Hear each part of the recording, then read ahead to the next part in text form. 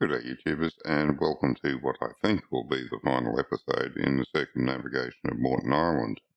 Again, most of this episode is going to be about spots that I sounded along the way, but do stay tuned to the end. There's quite a surprising hookup right at the end.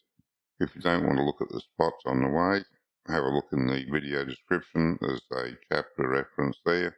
You can skip through to the end, all the pieces that you are interested in. About 10 past 3 in the morning, quarter past maybe. You're not going to be able to see much, but if you listen you might hear that wind coming up.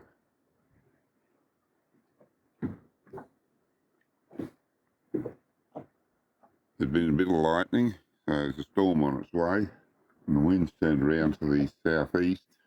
It was supposed to be northeast, so I'm going to sit here and have some breakfast and just see what develops. I had planned to go down to the Kaptain Neilsen before it got too light and hopefully beat everyone else there. I don't know whether that's a good idea or not now.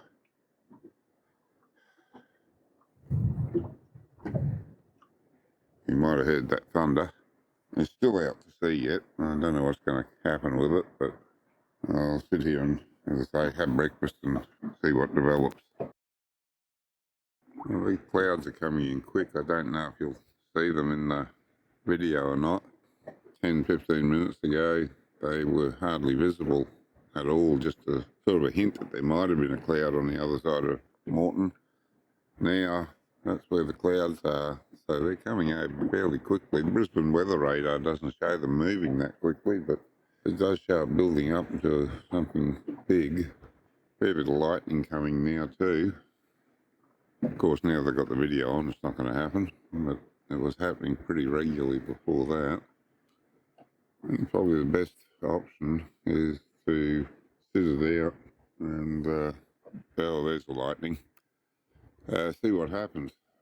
There's another boat just out there. He just moved in. Looks like he might have been out the other side of Moreton. He's come around the tip and come in here to anchor. So yeah, I think waiting it out for a while and see what happens, see what develops would be the smart thing to do. I'm heading down to the Kaptain Neilsen. That cloud over there looks a bit ominous, but given the direction it's travelling and the direction I'm travelling, I think I'll bypass that storm if it hits. Now, I don't know what's on the other side of the island down there, apart from a nice sunrise, but I'm taking a chance because I want to get out and try some fishing up to the Neilsen again. And this seems like a good opportunity to do it. A little lightning out there amongst that clouds. I think the storm's going to go north of me.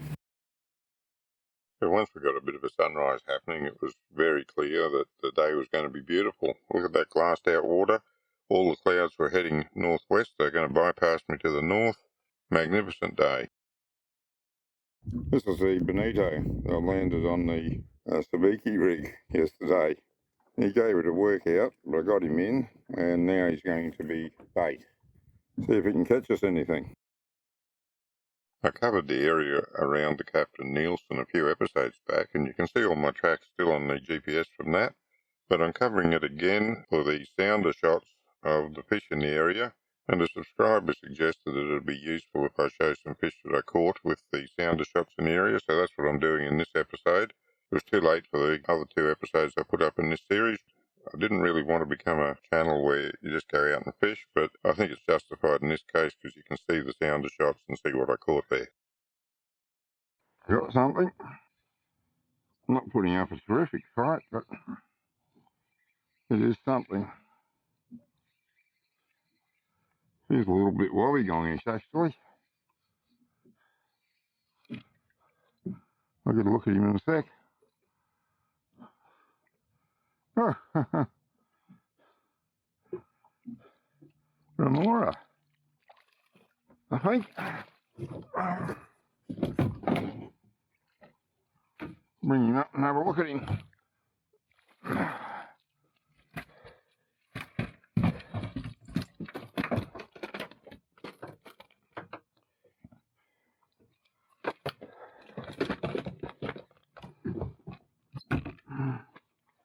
Oh no. Oh, too small. Ah, bugger. Oh, well, there you go. Little one. He went 47.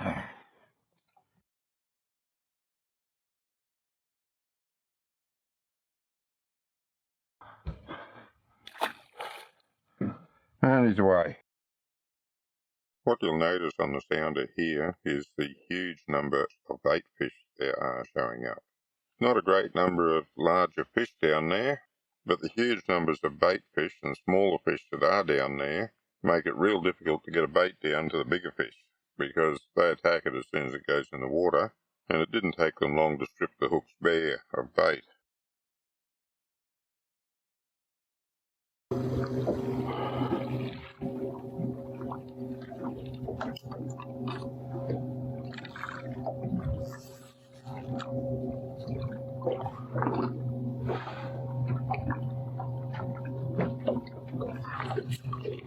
Got him.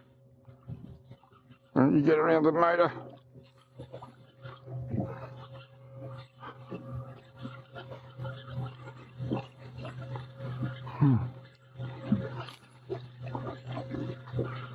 Not real big.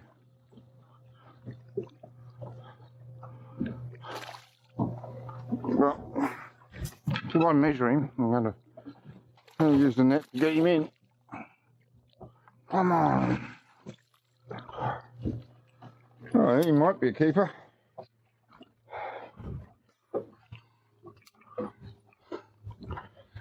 He liked the Bonito.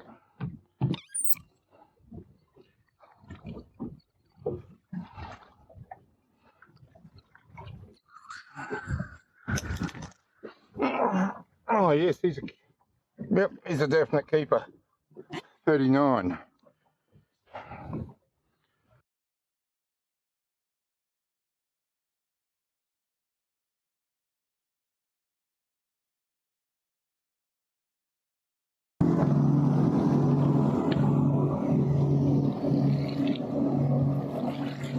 The vessel calling goes down Brisbane, you're allowed to clear on that.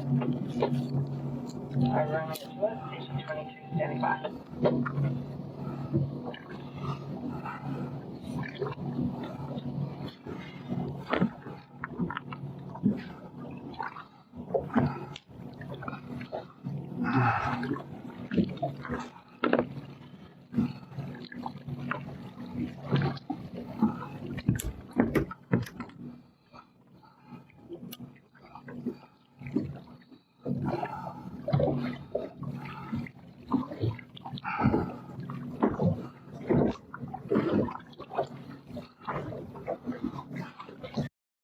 As you can see, there's some good table-sized fish down there. It's just a matter of getting a bait through the bait fish and smaller fish into their mouths. Having bait around to attract the big fish is a good thing, but sometimes there can be too much of it. My personal theory is when there's too much of it, the fish have too much choice and less likely to take my bait. Not big. He's not big because he didn't put up much of a fight. Throw back.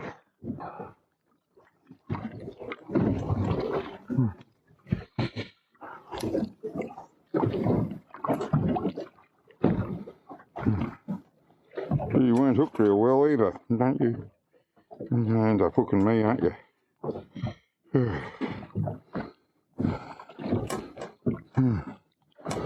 Yeah, good on you. You didn't wriggle, which would have hooked me, and you're 27, so you're back. Either interest or baited. Which is it? Baited.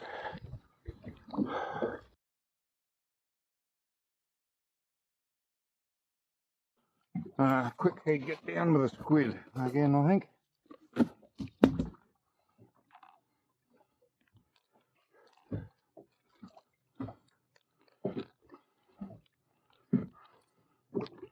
I think I'm in the bite zone. I don't want to waste time. Right at the moment, I'm getting a slice of tuna, but I will for the next drift.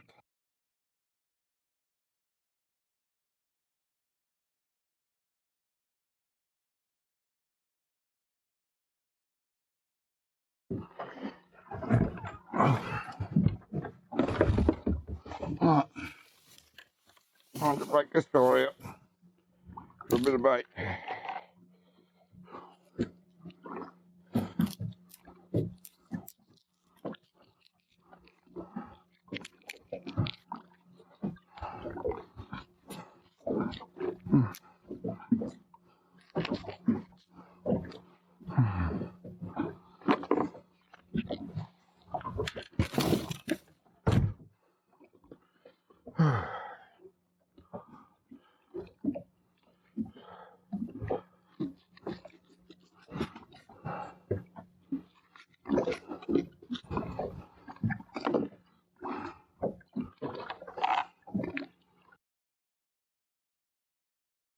I saw lots of smaller clumps of bait fish with 1 or 2 or 3 predators hanging around it looking for a feed, but every now and then I come across a bigger group.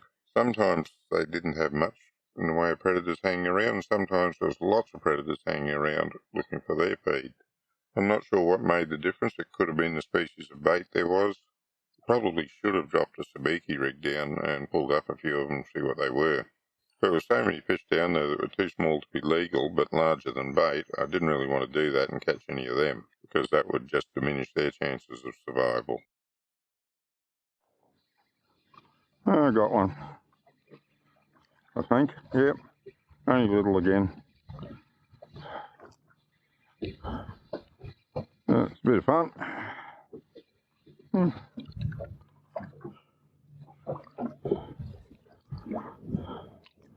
Yeah, not a keeper.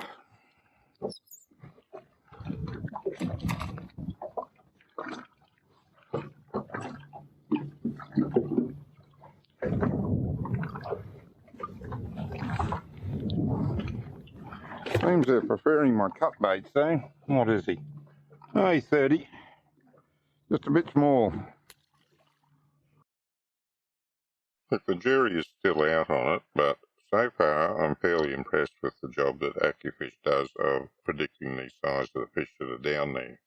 I don't think it gets it right all the time, but that's because to get the fish size, the fish has to pass through both the narrow and the wide beams. And if it doesn't do that, Accufish doesn't attempt to classify it. There's a group of fish down here on the bottom which I think are larger. Accufish has only put one of them down at 41 centimetres, but I think the others are larger. And I think I'm about to hook up on one. There's something grabbed that and just took off and bit me off. Again. Oh. Geez, no, it's a knot break. Hell, it's the first time I've had that knot break.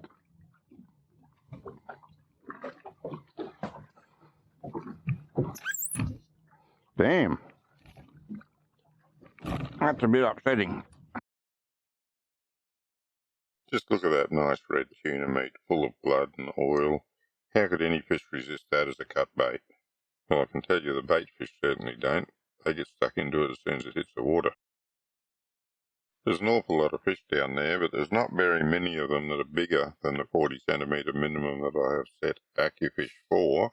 And being so many smaller fish down there, the chances of getting one of the bigger fish to take my bait when there's all the smaller fish competing are not good.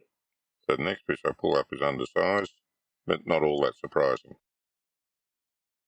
Got a little bit of interest on this rod, but it's only small. He might have baited me.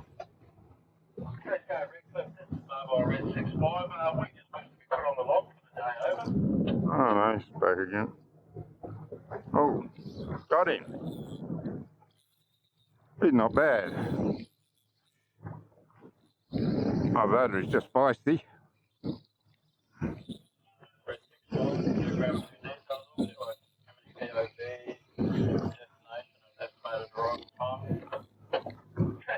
Oh no, he's alright. No, he's not legal. He's not legal. But we'll bring him on board. Say hello.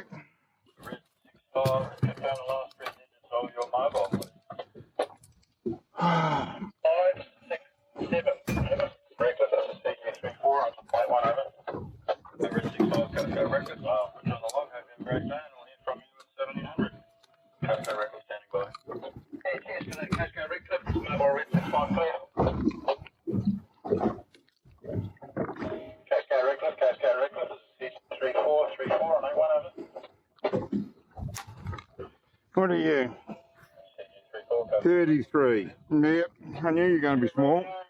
Well, see if you can dodge the dolphins. Whoa, oh no you didn't.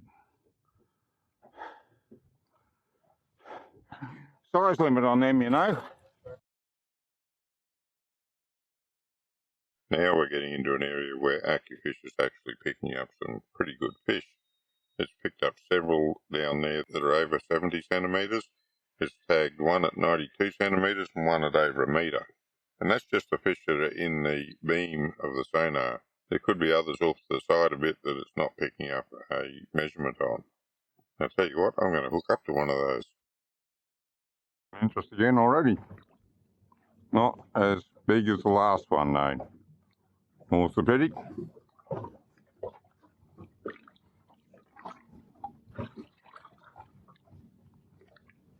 Come on.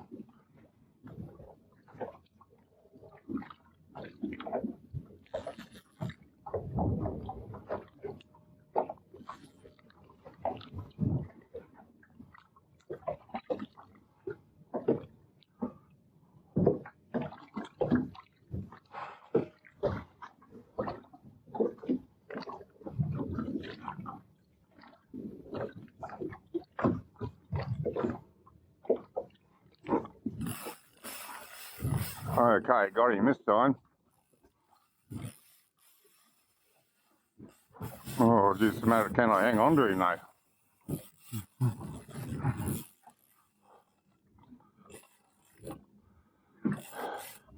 Geez, I'd like to clear that whole line.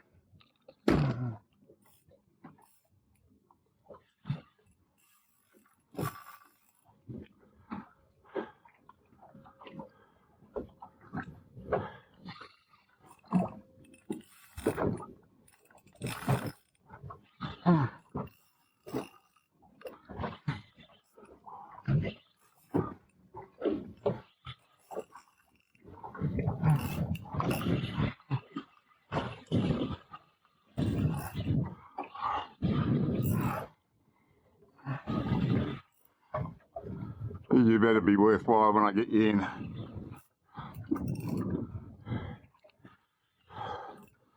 Ah, shit, that other line's in the road again. Bloody hell.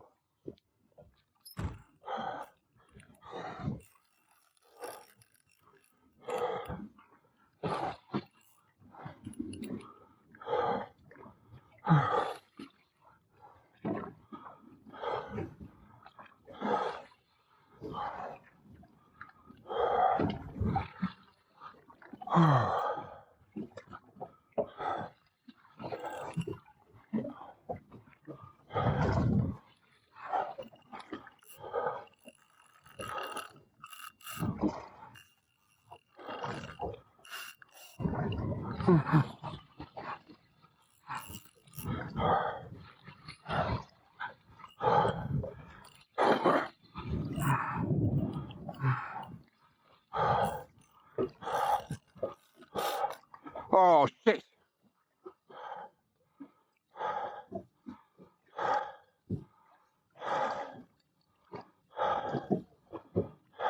Hit me off. Oh. Shit, I didn't even get to see him.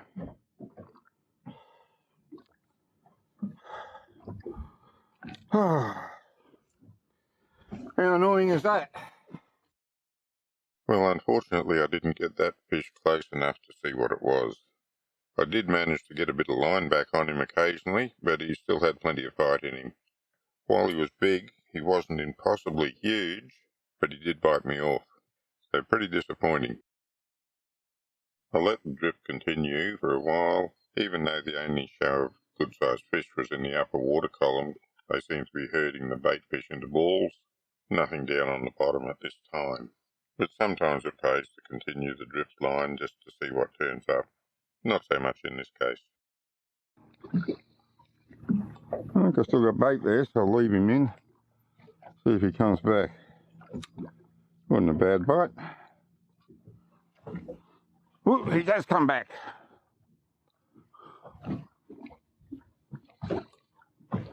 Not on yet though.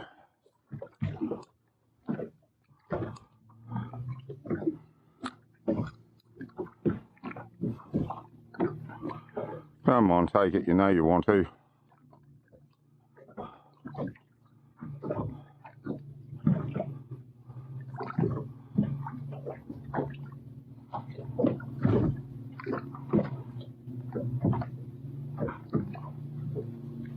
I think you might have got the bait that time.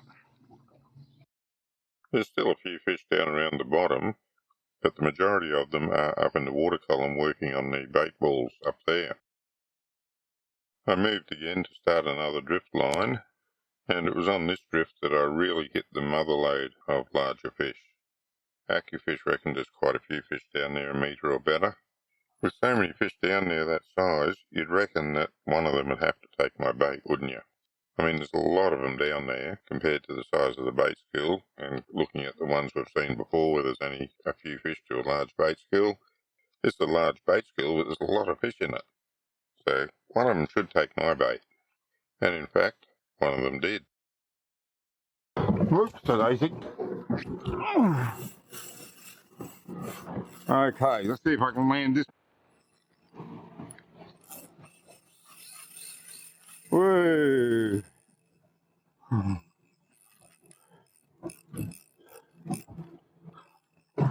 Come on, boy.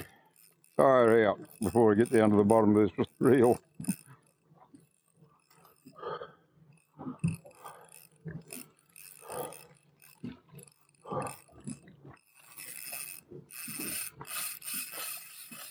Whoa.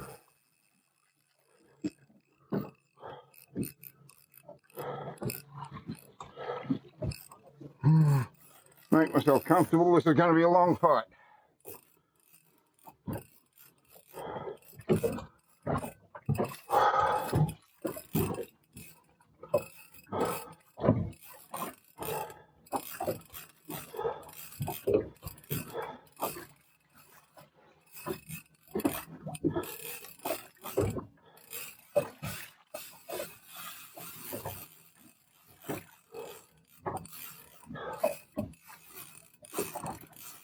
Come on, I want to get some line back soon.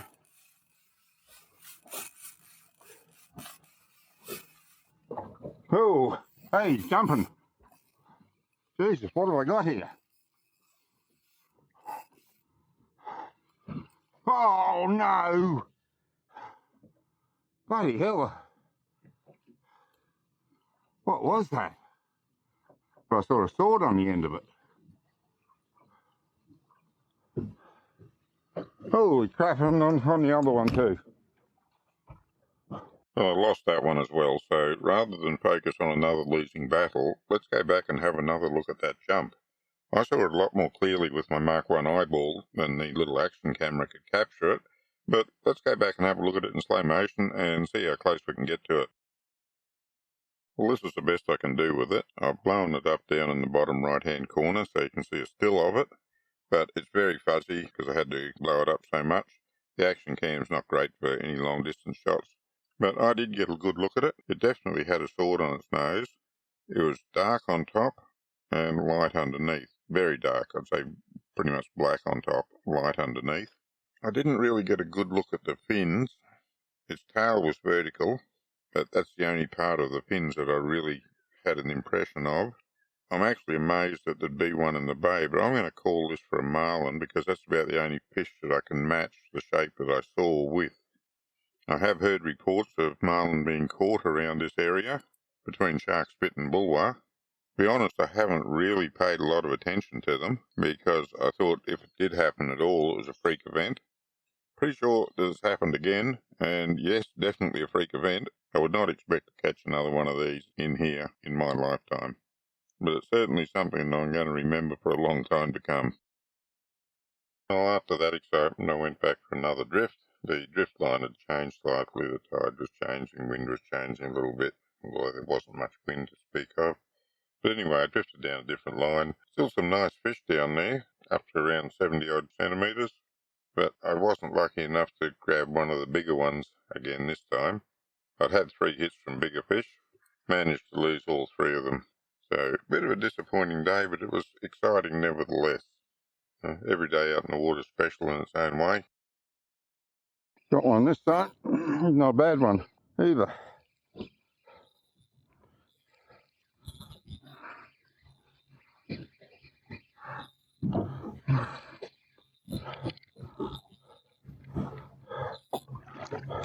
Oh yes.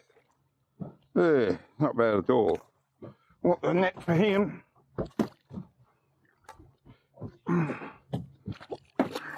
Oh, Jesus, don't hook up. Bloody hell. Yeah. Oh, that's another keeper.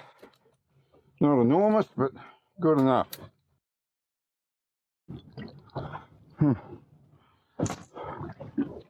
What is you? Certainly legal, 38. 38, okay.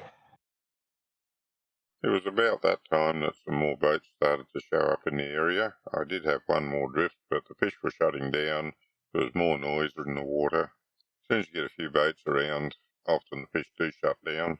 So I pulled up stumps and went and had a bit of a troll around, see if I could pick something up there on the way home. I probably should have had a go around Shark's Spit while I was up in that area, but I was mindful of the time and I decided that I'd troll on the way home instead of diverting anywhere else.